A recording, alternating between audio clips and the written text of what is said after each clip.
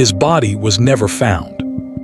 Not after the investigation, not after the trial, not after the conviction. Somewhere out there, a father of two is still waiting to come home, and the man who took him there made sure that day would never come. This is not just a story about a murder. It's a story about what obsession looks like when it has nothing left to lose, and what a family endures when justice arrives, but closure never does. If you're new here, welcome. Hit subscribe and turn on notifications. Every week we cover the cases that stay with you long after the screen goes dark. This one will stay with you. I promise you that. Kenosha, Wisconsin. A mid-sized city on the southwestern shore of Lake Michigan, sitting quietly between Chicago and Milwaukee. It's the kind of place where roots go deep, where families stay for generations, where you go to the same barber your father went to, where people know your name before you introduce yourself. It was May 2020. The world was locked down, fearful, distracted, and in a quiet apartment complex called Wood Creek, something was about to happen that would take 3 years, 2 trials, and a community's worth of grief to begin to answer. This is the story of Rosalio Gutierrez Jr. His family called him Pocho, not Rosalio, not Mr. Gutierrez. Pocho, a nickname that carried warmth, familiarity, the kind of shorthand that only people who truly love you use. And there were a lot of people who truly loved him. He was 40 years old, born in Kenosha, raised in Kenosha, building his life in Kenosha. He wasn't someone who left when things got hard or when opportunities pulled elsewhere. He stayed because he believed in his city and because his city was in him. He earned a criminal justice degree and a sociology degree from the University of Wisconsin-Parkside. Not because it was easy, but because he wanted to understand how systems worked and how they failed people. He went to work at the state public defender's office, sitting across from people who had nothing, who were scared, who needed someone willing to fight for them. He was that person, day after day. Think about that for a moment. This was a man who spent his career standing between vulnerable people and an overwhelming system. He understood injustice at a level most of us never will. He showed up for strangers. And he was a father. 2 children who called him dad. 2 kids who counted on him being there in the morning, at dinner, at the school play, on the weekends for the rest of their lives. He was also a Chicago Cubs fan.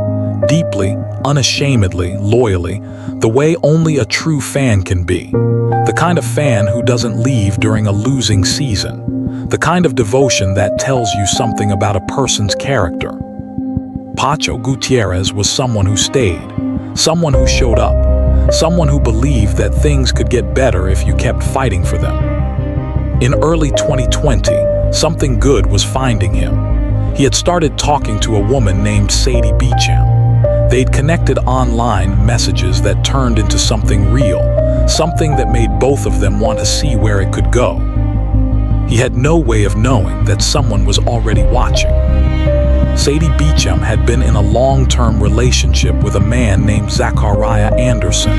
They had children together, but by February 2020 she ended it. She was done. She was moving forward. Anderson, 42, from Mequon, Wisconsin, did not accept that.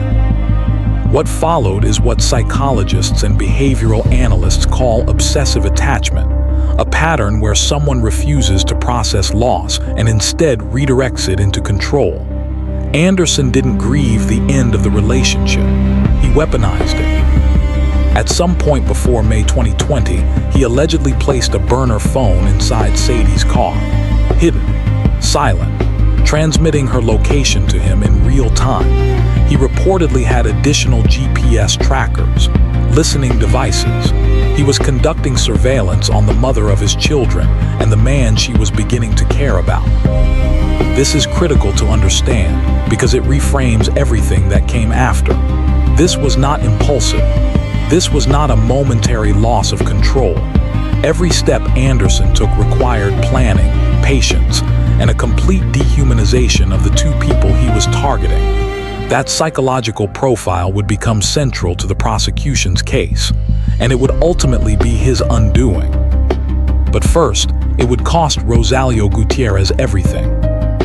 May 17, 2020.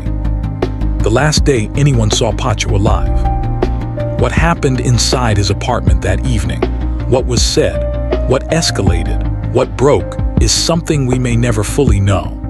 What we do know is that by the time it was over, Zachariah Anderson had a problem, and he moved to solve it with a coldness that investigators would later describe as methodical. The morning after Rosalio was last seen, surveillance cameras at a local Walmart caught Anderson inside the store. He wasn't panicked. He wasn't rushing. He pushed a cart through the aisles and selected, with apparent calm, garbage bags, latex gloves, bleach wipes, and cans of sardines. Sardines. Investigators would later theorize the sardines were intended to mask odors. Let that land. This was not a man in shock. This was not someone processing grief or guilt. This was cleanup, preconsidered, unhurried, practical. The behavior of someone who had, at minimum, mentally rehearsed this moment before it arrived.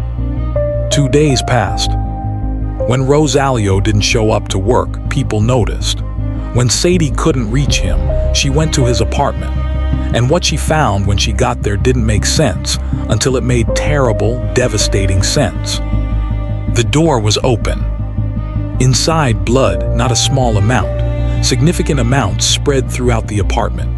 Walls, floor, evidence of a violent struggle, and a rug previously there now gone. Police responded to a welfare check, then a missing persons report, then something else entirely.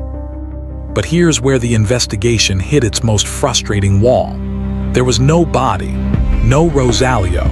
The apartment told a story, but the most critical chapter was missing. In criminal prosecution, the absence of a body is not just an investigative obstacle. It's a psychological one. It gives defense attorneys room to plant doubt. It gives juries permission to hesitate. Zachariah Anderson, as investigators would come to believe, understood this. The burn pits would suggest as much. 2 of them, one at Anderson's home, one at a farm he had access to, both still smoldering in the days following May 17th. When forensic teams worked through the ash, they found a bleach bottle. They found burned clothing belonging to Anderson. They found evidence of deliberate, urgent destruction. Rosalio's DNA was recovered from Anderson's vehicle. The vehicle itself showed signs of cleaning and alteration. Someone had tried to make it tell a different story than the one the science was reading. Phone data placed Anderson near Rosalio's apartment around the time of the killing. The GPS tracker in Sadie's car documented a pattern of obsessive surveillance that had been building for months. And then a witness took the stand who no one wanted to hear from. One of Anderson's own minor children testified that her father had told her to spy on Rosalio Gutierrez, to watch him, to report back. A child, his child, pulled into the orbit of his obsession and handed a role in it. There are moments in true crime cases where a single detail redefines the entire picture of who someone is. That was one of them. Prosecutors charged Anderson with first-degree intentional homicide, hiding a corpse, and 2 counts of stalking. The circumstantial case was dense, layered, and compelling, but circumstantial it remained. The first trial in 2022 ended in a mistrial. For Rosalio's mother, Celia Patterson, that outcome wasn't just a legal setback. It was another chapter in a grief that had no visible end. Think about what that woman had already been living for 2 years by that point. Her son, her Pocho, her child she raised in Kenosha, who became a defender of others, who loved the Cubs, who was a father himself, had been taken from her. And not just taken, hidden, deliberately concealed from everyone who loved him. She couldn't bury him. She couldn't visit a grave. She couldn't do the things we don't think about until we need them. The rituals that allow us to say goodbye, to mark that a life existed and mattered. None of that was available to her, because the man who took her son had decided that even in death, Rosalio would be denied dignity. And now she had to come back for a second trial, to sit in that courtroom again, to hear every detail again, to hold herself together again, and hope that 12 strangers would finally see what she already knew. That patience, that endurance, it is one of the most quietly devastating things in this entire case. The retrial began in early 2023. It lasted nearly a month. The prosecution was precise. The Walmart footage, the burned pits, the DNA, the phone data, the GPS tracker, the child testimony, the altered vehicle. Piece by piece, they built a picture not just of a crime, but of a man, what he was capable of, how long he had been capable of it, and what he had done to conceal it. The defense hammered the lack of a body. They challenged the evidence chain. They offered alternative theories. Beyond a reasonable doubt is a high bar, and they leaned on it hard. The jury deliberated for nearly 10 hours. 7 women, 5 men. They took it seriously. On March 22, 2023, they came back. Guilty on all 4 counts. Sadie Beecham broke down as the verdict was read. Celia Patterson reached for her. 2 women who had carried this weight together, through 2 trials and 3 years of impossible grief, holding each other in a Kenosha courtroom while a verdict finally said out loud what they had always known. Anderson showed no emotion. 2 months later at sentencing, Celia Patterson stood before the court and spoke about her son, about Pocho, about who he was and who he should have still been. Every word she said in that room cost her something, and every word was an act of love. Judge Bruce Schroeder addressed Anderson directly. He said, "What you did was frightening, horrible, and you can wag your head all you want. The jury found beyond a reasonable doubt that you did it, and so the loss of these people is beyond measure. Life in prison for the homicide, an additional 8 years for hiding a corpse and the stalking charges. Parole eligibility, 40 years. He will be an old man if he lives that long, before he breathes free air again." But here is what the verdict didn't give back, what no sentence ever could. During the trial, Rosalio's family and friends packed the courtroom gallery every single day, and they came dressed in Chicago Cubs gear. His team, his colors, a silent, aching tribute to a man who deserved to be watching those games from his couch with his kids beside him for decades to come. They still don't know where he is. Rosalio Gutierrez Jr. has never been found, not a trace, not a resting place. After everything, after 2 trials, a life sentence, 3 years of fighting, his family still cannot bring him home. They have said publicly that they hope someone comes forward, that someone, somewhere, knows something, that one day Pocho gets the burial he deserves. That hope still burning in 2023, after everything they have been through. That is either the most heartbreaking thing in this story or the most human. Maybe it's both. This case matters because of what it exposes. Not just about one man, but about the pattern that far too often precedes violence, surveillance dressed as devotion, control dressed as love, escalation that moves so gradually that by the time the danger is visible, it's already too late.